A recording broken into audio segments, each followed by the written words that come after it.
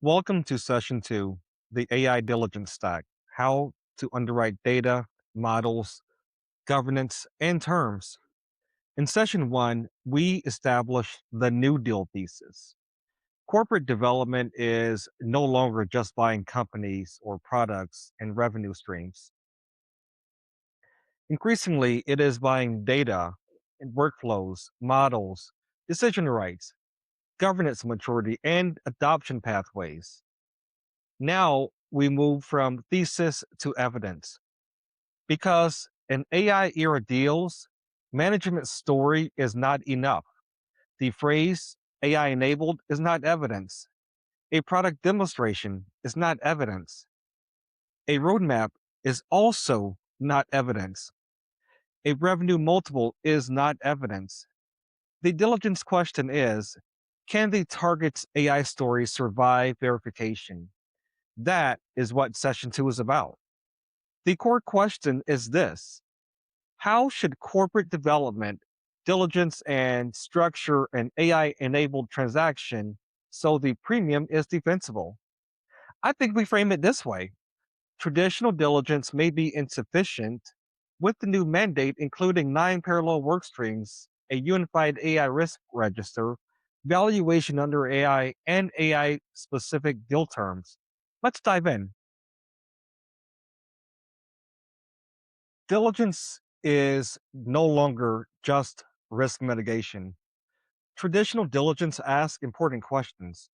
Are the financials accurate? Are the contracts enforceable? Are customers stable? Are there tax issues? Are there legal liabilities? Is the technology stack sound? Is the market attractive? All of that, all of it still matters. But AI adds a second layer.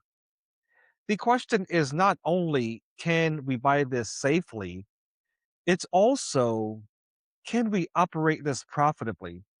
Can we govern it responsibly? And can we scale it without destroying the value that we paid for?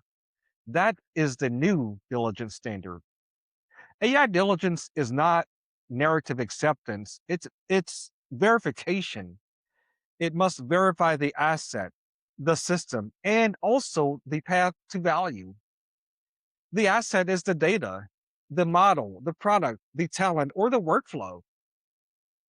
The system is the architecture, the governance, the vendors, infrastructure, and controls.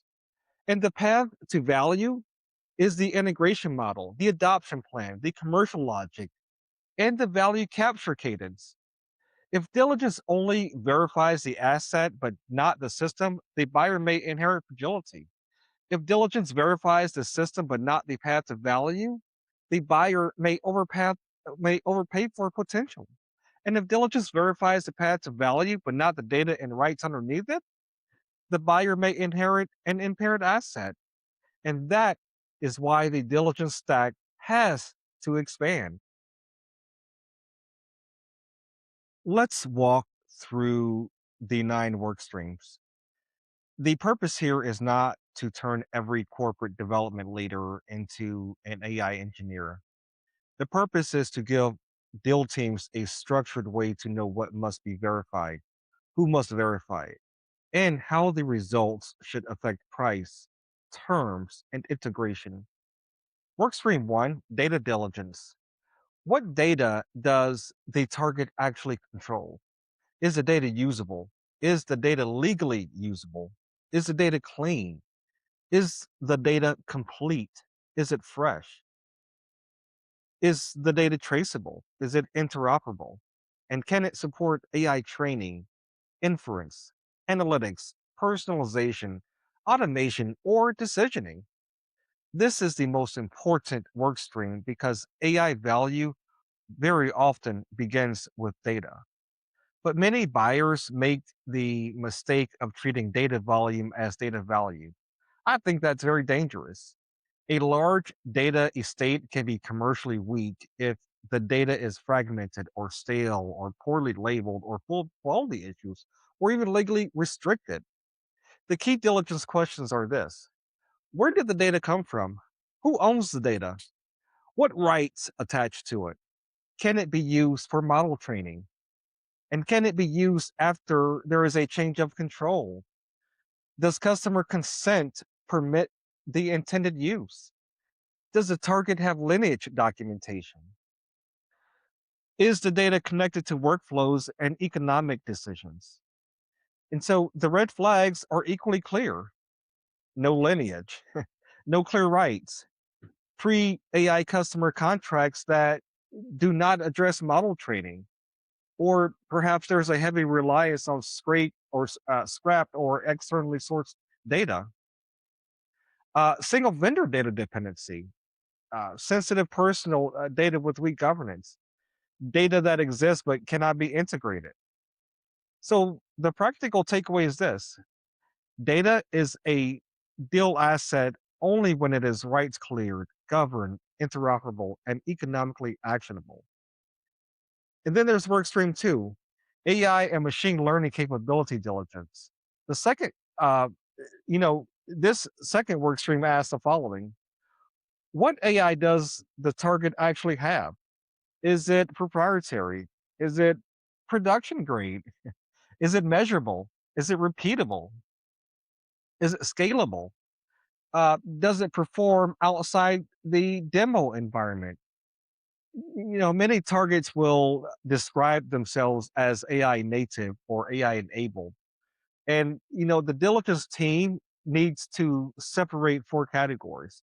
First, true proprietary AI capability. Second, domain specific AI built on proprietary data. Third, AI enabled workflow tooling. Fourth, a thin wrapper around a third party foundation model. Those categories absolutely should not command the same valuation premium. And so the key questions are this: what models are in production? Who owns those models? What data were they trained or tuned on? How is performance measured? Are evaluations documented? Is there model monitoring?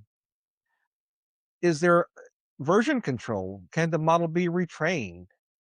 What happens if the foundation model provider changes pricing, terms, or even access?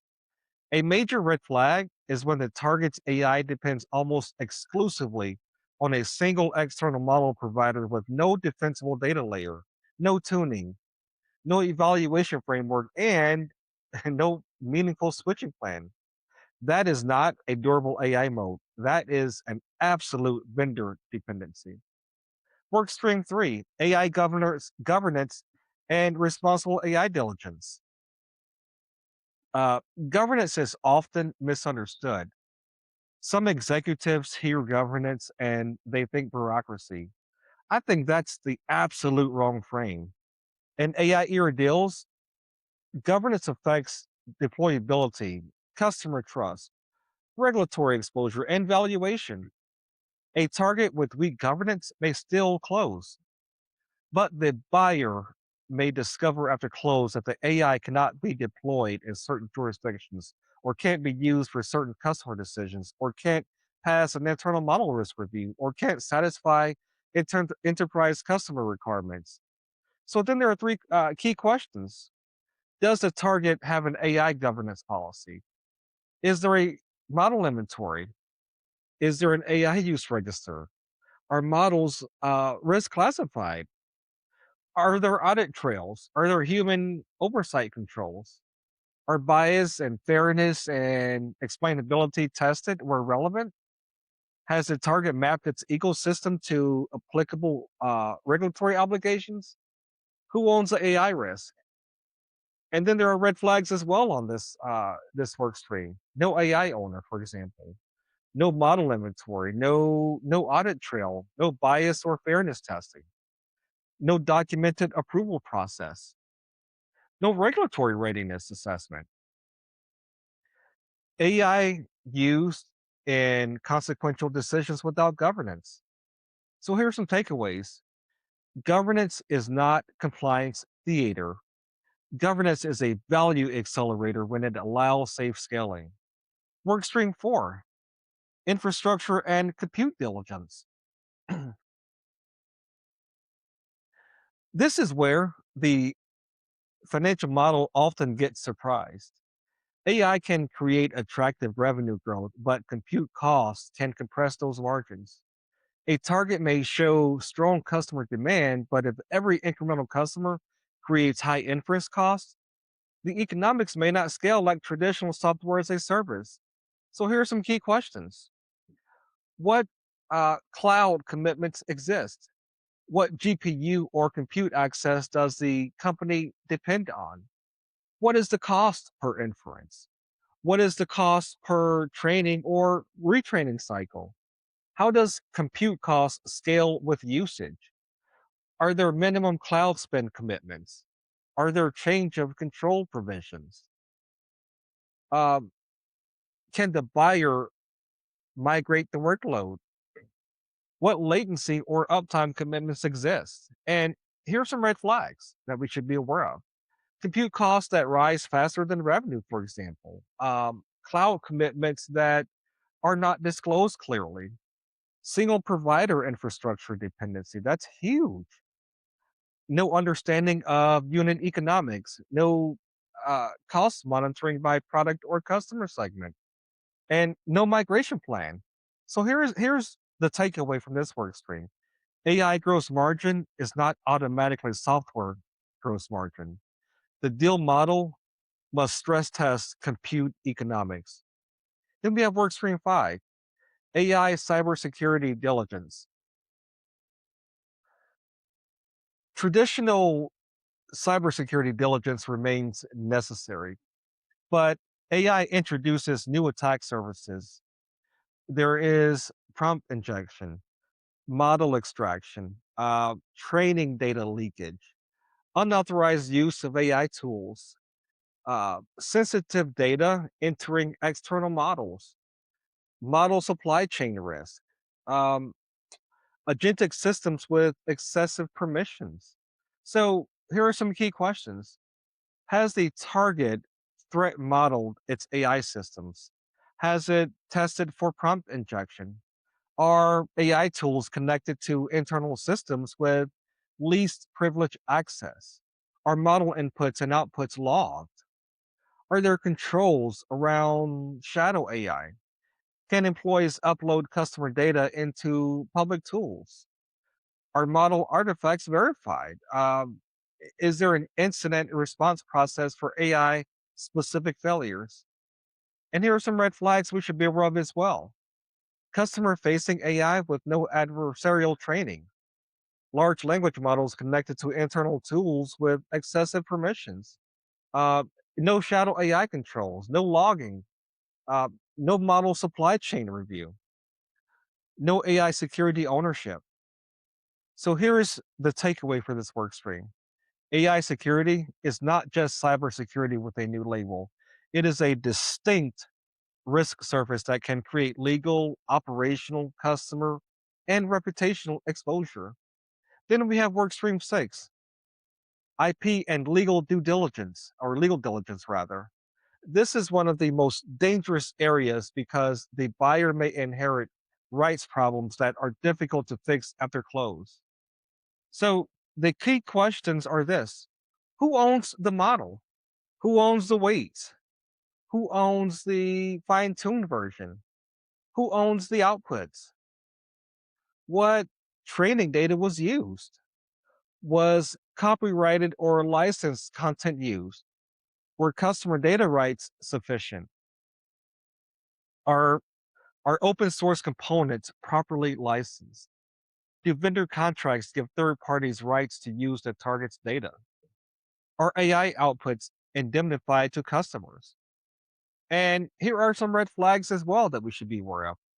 No training data rights review, no chain of title for AI assets, raw third party rights to use customer or target data, open source license contamination, uncapped AI output indemnities, pre 2022 contracts that never contemplated AI use. So here's a takeaway that we should be aware of. AI IP diligence is not just about patents or code ownership. It is about whether the target's AI asset can legally survive the buyer's intended use. The seventh work stream is talent. In AI deals, the value may sit disproportionately in a small number of people. A model may be documented poorly. The pipeline may be understood by only two engineers. The product roadmap may depend only on the founder. Uh, the customer credibility may depend on a technical leader. So, here are some key questions. Who are the essential people? What do they know? And when did they know it? Will they stay? What is their compensation? What equity vests at close? What cultural conditions do they need to remain productive? That's key. How portable is their knowledge? What happens if the head of AI leaves? Can the acquirer retain them without crushing their autonomy? And here are some red flags that we should be aware of in the seventh work stream. More than half the AI knowledge concentrated in one or two people. Equity cliff at close. Perhaps there's no retention package. There are recent unexplained talent departures, no succession planning. Perhaps there's no documentation, a poor cultural fit with the acquirer. So here's a takeaway to be aware of. Talent is not a soft issue. In AI deals, talent is part of the asset base. The eighth work stream is customer and commercial diligence. This asks whether the AI capability is actually producing customer value. And here are some key questions to be aware of. Do customers use the AI features? How often do they use them? Which customer segments adopt them? Uh, what percentage of ARR depends on AI functionality? Are AI features bundled but unused? Do contracts address AI outputs? Who owns the outputs? What performance claims has the target made? Are there AI specific SLAs? Are customers comfortable with the target's AI practices? And frankly, here are some red flags. AI functionality is heavily marketed but slightly used. Customers do not understand how AI is being used. Contracts do not address AI outputs or data use. Published performance claims exceed real world performance. Customer data is being used in ways that the contract doesn't support. So here's a takeaway. AI value is not proven by feature availability. It is proven by adoption and trust and measurable customer impact. That's very key. So the ninth work stream is third party and vendor diligence. Most AI enabled companies rely on external providers, foundation models, cloud providers, data vendors, annotation vendors, vector databases, machine learning ops platforms, security tools, workflow platforms. That is not inherently bad, but the buyer must understand dependency. The key questions are the following. Which vendors are mission critical? What happens if one reprices? What happens if one terminates access? Can the target switch providers? How long would migration take? Do vendors have rights to customer data? Are there change of control clauses? Are annotation or data vendors handling sensitive information? And here are some red flags to be aware of in this ninth work stream. Single foundation model dependency, no substitution plan. Uh, the provider can use target data for service improvement. Vendor contracts do not survive change of control. Critical AI vendor is financially fragile. There is not a supply chain map. So here's a takeaway to be aware of. A target's AI system may look proprietary while the economics and operating capability actually depend on outside parties. Corporate development has to underwrite that dependency.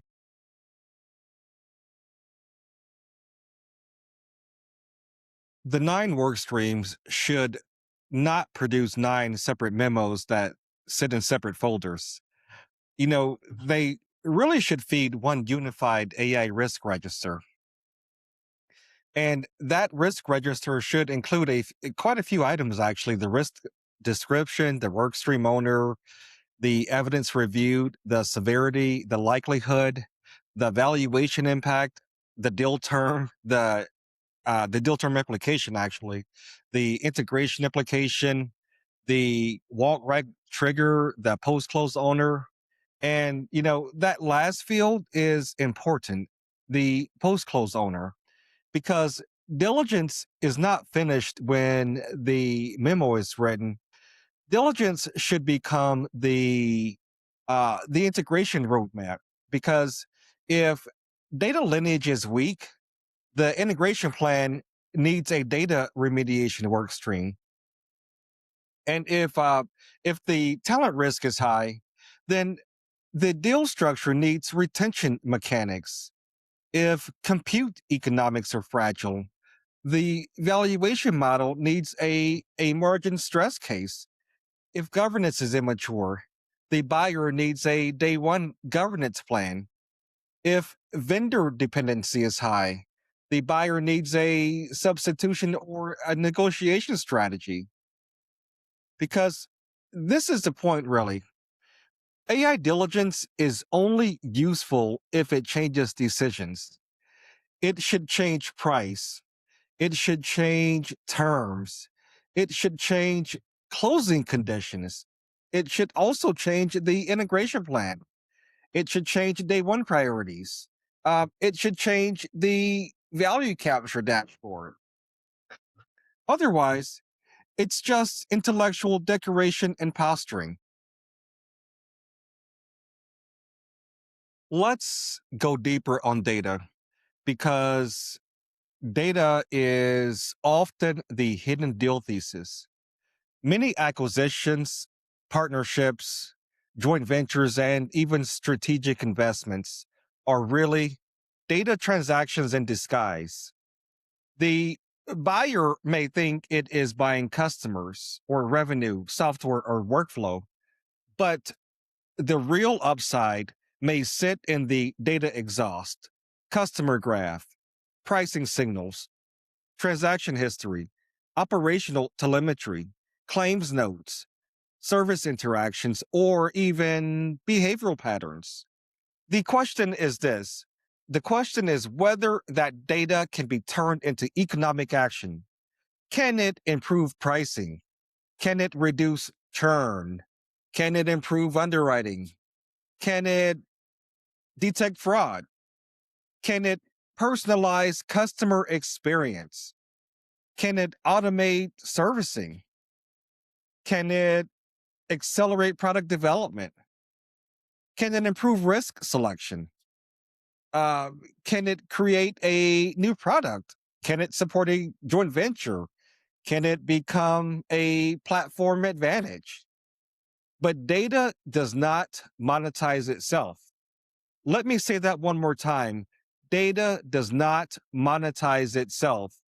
AI does not magically turn messy data into enterprise value. Data has to be made investable. So what does that mean?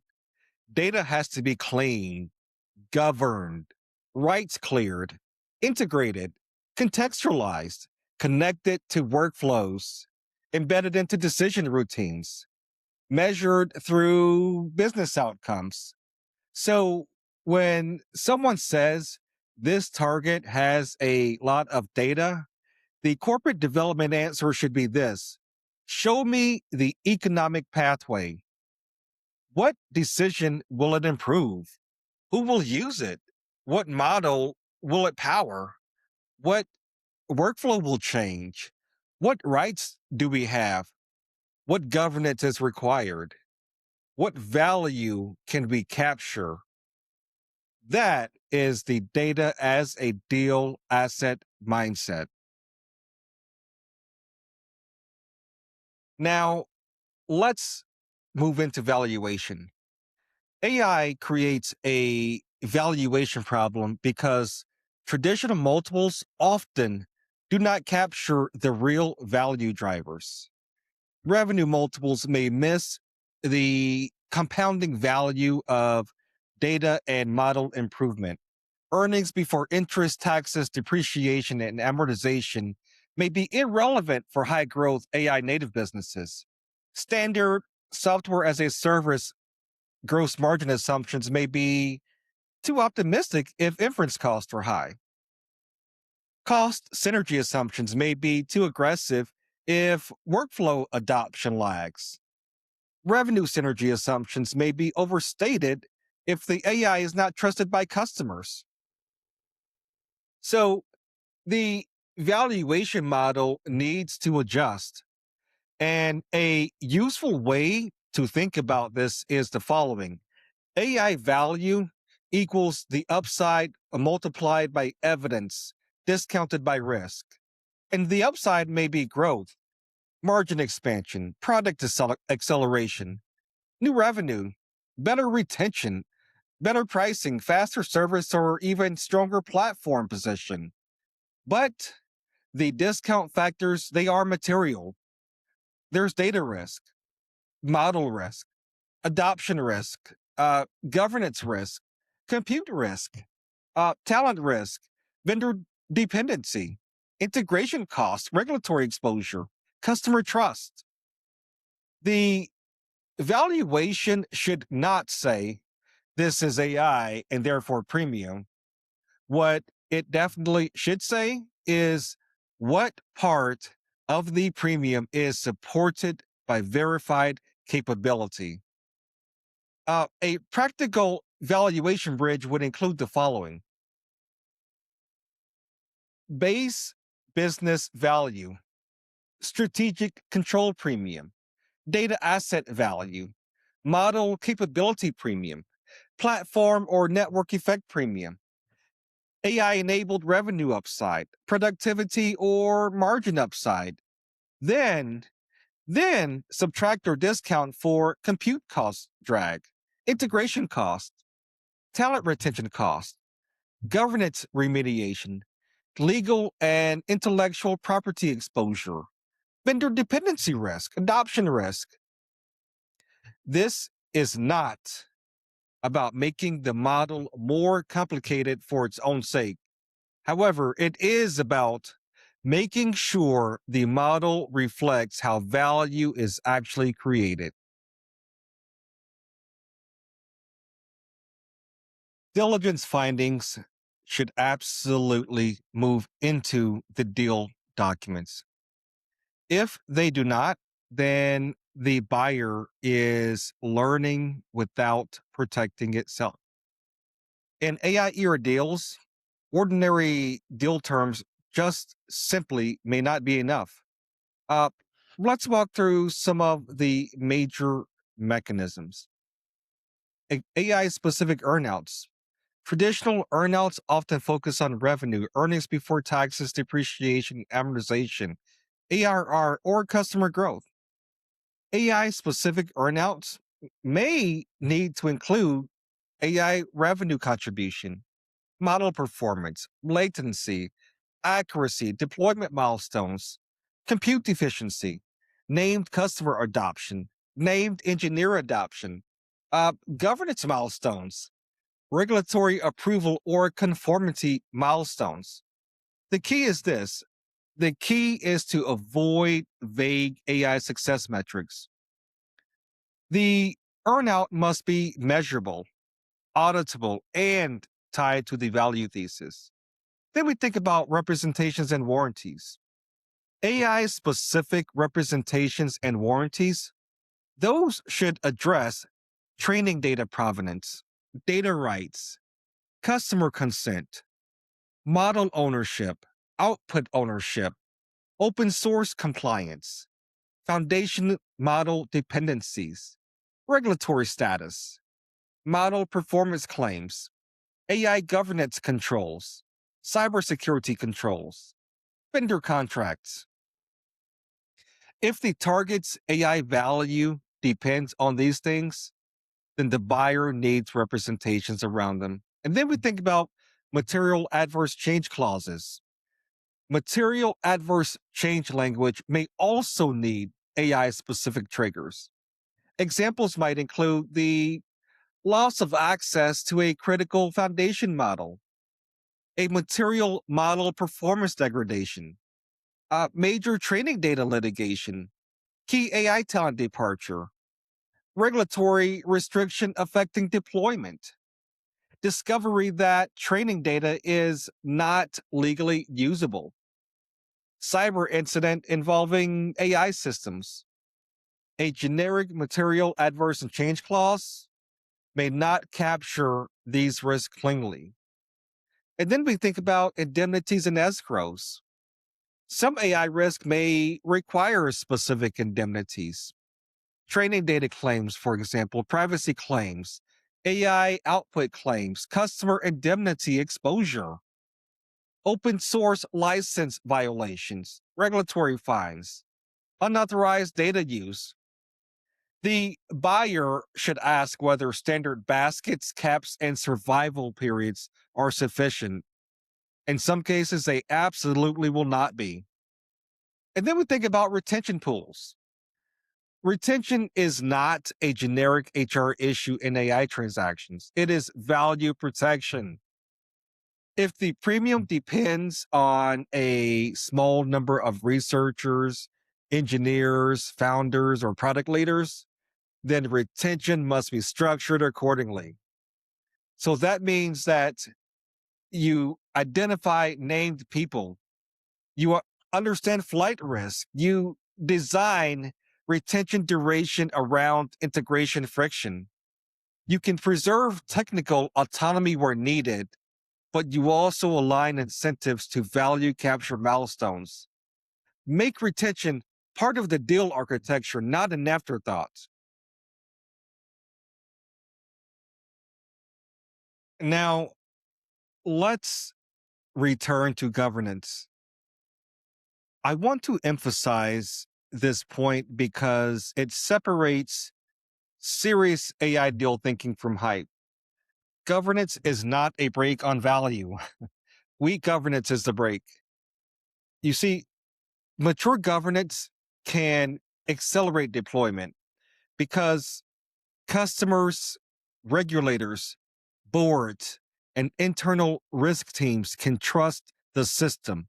They can trust the system. In an AI enabled acquisition, governance affects whether the product can be deployed, which jurisdictions it can operate in, whether enterprise customers will approve it, whether the board is comfortable scaling it, and whether the acquirer's risk function will allow it into production, whether employees know how to use it, whether outputs can be explained, whether incidents can be investigated, whether regulators can be satisfied. That is why governance maturity should be part of valuation. A target with strong AI governance may deserve a premium because it can scale safely. On the flip side, a target with weak governance may require a discount because the buyer will have to fund remediation before value capture. So therefore, the diligence team should assess AI inventory, model inventory, risk classification, AI use register, data lineage, human oversight, testing and validation, audit trails, incident response, board reporting, regulatory readiness. And so the governance question is not, do they have a policy? The larger governance question is, can this company prove how consequential AI decisions are made, how they are monitored, how they are escalated, and how they are improved? And that is the standard. Let's close session 2. The AI premium is not justified by language. It's justified by evidence.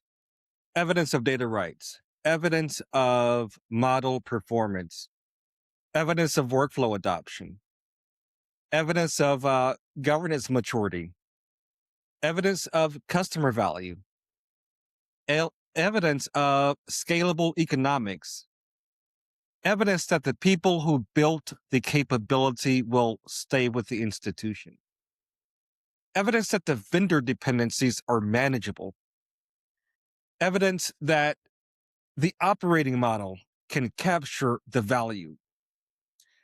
That is why corporate development after AI must run a broader diligence stack, not to become more bureaucratic, but to become more precise. In session 3, we move from underwriting to value capture, because even strong diligence fails if the operating model cannot absorb the asset. The premium is paid at close, but now we have to earn it. I'm Louis Maverick Adams of the Ether Vector. We'll see you next time.